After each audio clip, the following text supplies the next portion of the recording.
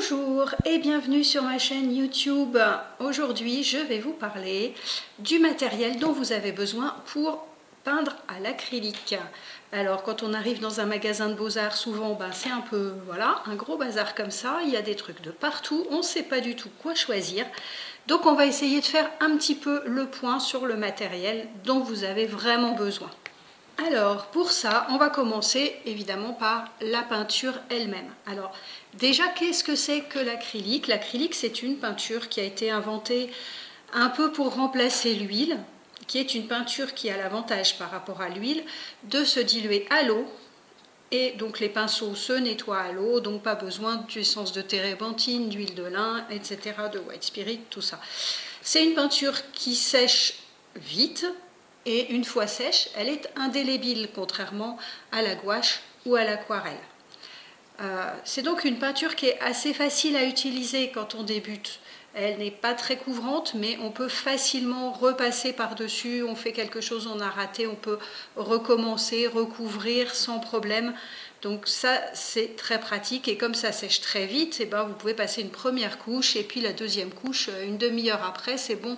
Vous pouvez retravailler par rapport à l'huile où ça mettrait plusieurs jours pour sécher. Donc, comment ça se présente l'acrylique? Vous voyez là un certain nombre de tubes de différentes sortes. Donc, vous avez des choses un peu en sachet comme ça. Vous avez des tubes comme ça. Vous avez des petits, des grands. Alors, il y a différentes contenances. Ça doit être du 80 millilitres. Ça, c'est du 120 millilitres. Ça, c'est des tout petits, c'est du 20 millilitres. Vous avez des très gros tubes aussi, j'en ai pas là, attendez, je vais en chercher un. Voilà, vous avez des très gros tubes comme ça, de 250 millilitres, qui sont pas forcément intéressants si vous peignez pas des grosses surfaces, mais enfin bon, voilà, ça peut toujours servir. Et puis vous avez aussi de l'encre acrylique, mais qui se présente sous forme de petites bouteilles, mais ça, on en parlera une autre fois, parce que pour le moment, on n'est pas là-dedans. Donc, comment choisir votre acrylique? Alors, comme pour toutes les peintures, il y a différentes qualités de peinture acrylique. Vous avez de la peinture extra fine, vous avez de la peinture fine et vous avez de la peinture qui s'appelle étude basique, suivant les marques, standard, voilà. Donc là, c'est de la standard, ça c'est basique. Celle-là, c'est de la fine, je crois que c'est pas écrit dessus, mais elle est fine. Là, le franc est bourgeois. Et puis vous avez de l'extra fine, j'en ai pas là, j'en ai en petit tube. Bon, enfin c'est écrit dessus, de toute façon. Et quand vous regardez un tube, il y a un certain nombre de choses à prendre en compte. Qui sont, alors la couleur évidemment, mais normalement vous la voyez à travers, donc ça c'est pas très difficile. Vous avez ce petit carré ici qui est à moitié rempli ou complètement vide, suivant. Voilà, là il est complètement plein, d'accord? Et là il est à moitié. Complètement plein, ça veut dire que c'est une couleur qui est couvrante, qui va recouvrir les autres couleurs. À moitié, ça veut dire que c'est une couleur qui est à moitié couvrante. Et quand vous avez un petit carré vide, je vais essayer de vous en trouver un. Ça veut dire que c'est une peinture qui n'est pas couvrante du tout. C'était un peu important, pas beaucoup au début, parce que de toute façon, en réalité, les couleurs à l'acrylique, vous avez le blanc qui est couvrant et les autres couleurs qui ne le sont jamais vraiment complètement. Le jaune de Naples doit être couvrant aussi, je pense, parce qu'il y a du blanc dedans. Et ouais, c'est couvrant. Non, mais ça, c'est en fait, c'est couvrant aussi.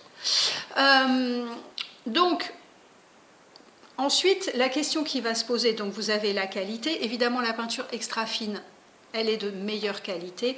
Quand vous débutez, moi je vous conseille quand même de prendre des choses de relativement bonne qualité parce que c'est beaucoup plus facile pour vous. Vous verrez que c'est plus facile de peindre, vous avez de la peinture qui a une consistance plus agréable, les couleurs sont plus belles, enfin voilà. Bon. Alors, ça ne veut pas dire forcément de la peinture extra fine qui va être très chère.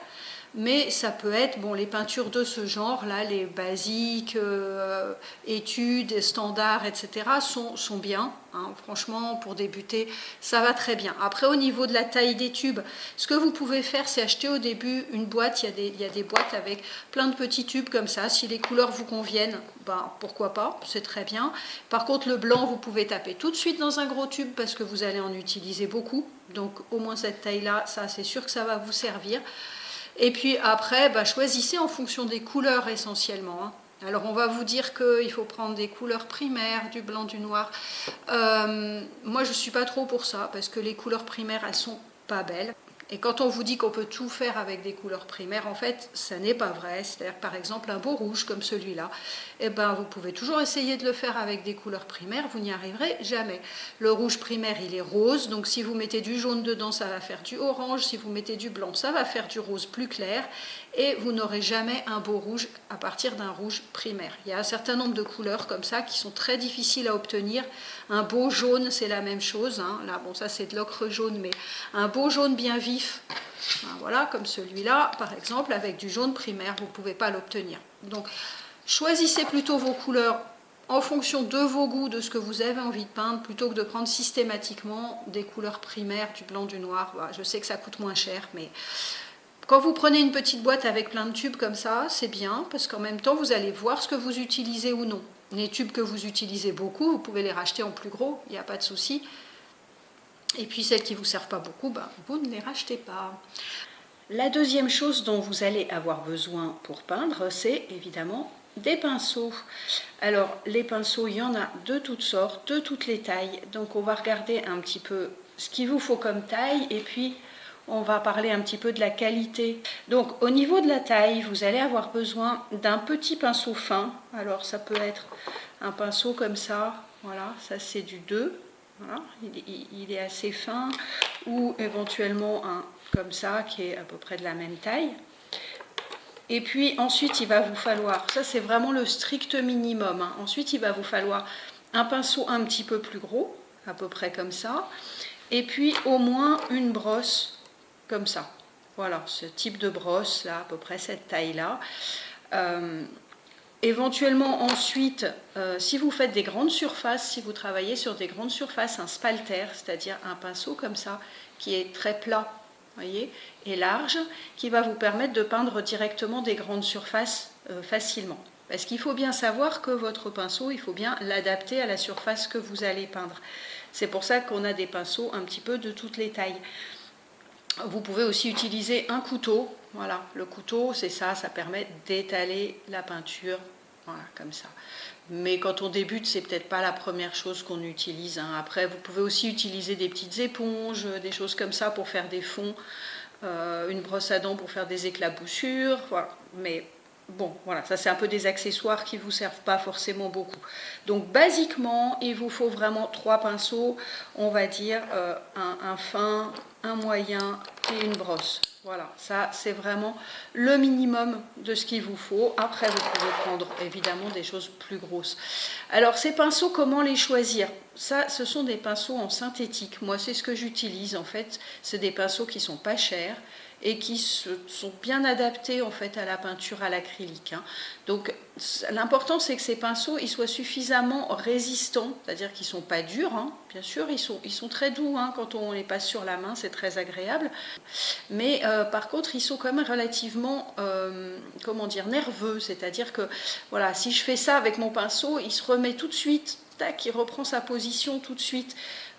Contrairement aux pinceaux par exemple, voilà, ça c'est un pinceau, les pinceaux d'enfants là qu'on trouve dans les supermarchés, qui sont complètement, c'est complètement mou, on peut les tordre complètement, voilà, et ça, alors ça sert absolument à rien, hein. C'est bon pour aucun type de peinture, c'est vraiment pas, voilà, c'est vraiment pas efficace. Alors bon, tous les vieux pinceaux, vous pouvez toujours les garder, hein. C'est pour ça que moi j'en ai un stock, hein, parce que bon, on ne sait jamais, le jour où vous voulez faire des effets de matière, vous pouvez être contente de trouver un pinceau comme ça, tout raide et tout vieux, qui va vous permettre de faire des touches, voilà.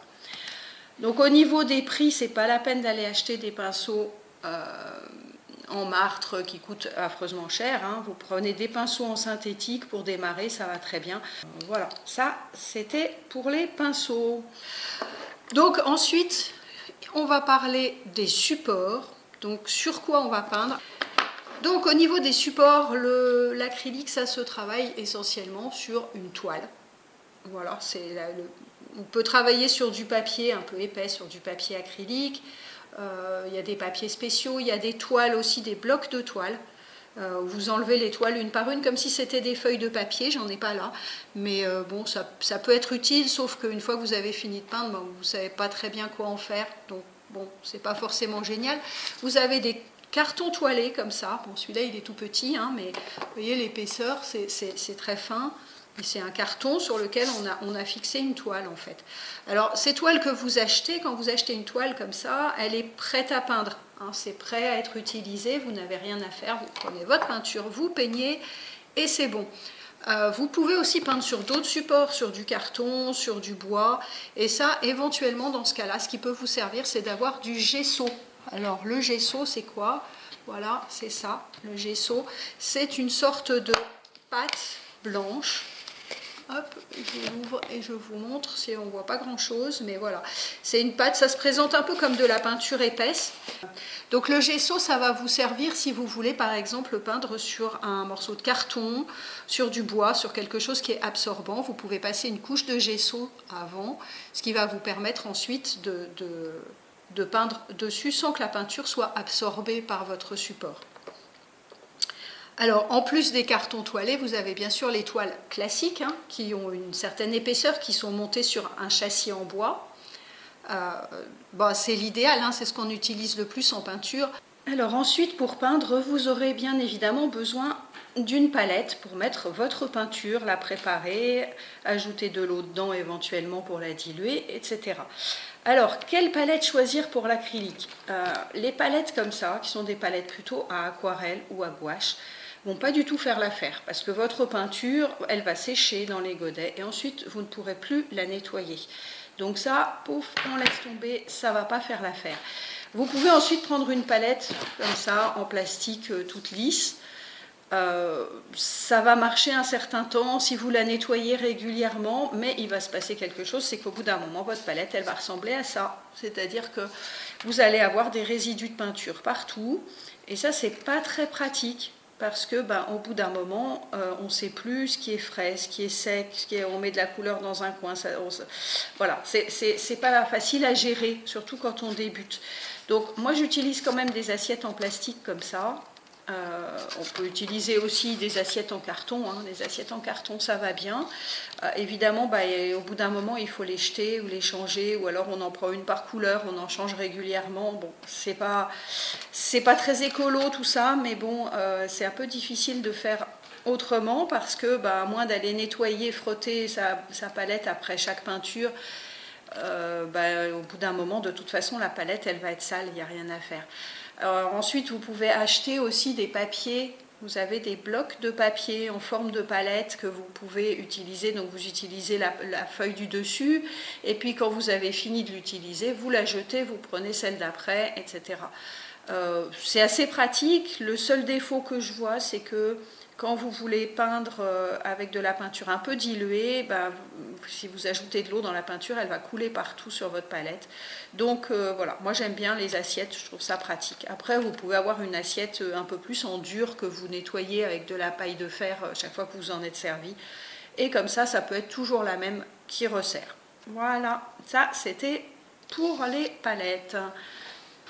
Bon, après, ce qu'on peut voir, c'est où vous allez trouver votre matériel. C'est-à-dire que tout ce matériel-là, ce sont des choses que vous allez trouver dans des magasins de beaux-arts. Alors, les magasins de beaux-arts, c'est quoi? C'est Géant des Beaux-Arts, Bosner, Rougier Play, Cultura. Généralement, les produits que vous trouvez dans ces magasins sont des produits de bonne qualité. Évitez de façon générale les produits achetés en hypermarché. J'ai beaucoup d'élèves qui achètent leur peinture en hypermarché et c'est vraiment pas de la bonne qualité, ça vous aide pas pour démarrer. Je dis pas du tout que c'est inutilisable, mais en fait quand vous n'avez pas l'habitude, ça vous complique vraiment le travail en fait. Au niveau des toiles, par contre, il y en a qui sont pas mal, même dans des supermarchés, donc bon. pourquoi pas, il faut essayer.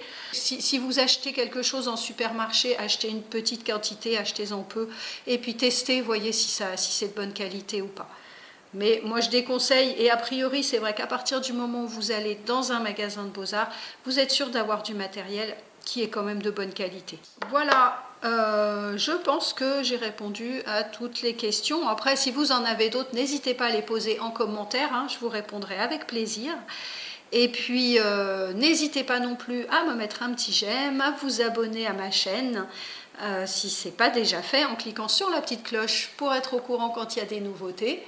Et puis, on se retrouve bientôt pour une nouvelle vidéo sur l'acrylique. À bientôt!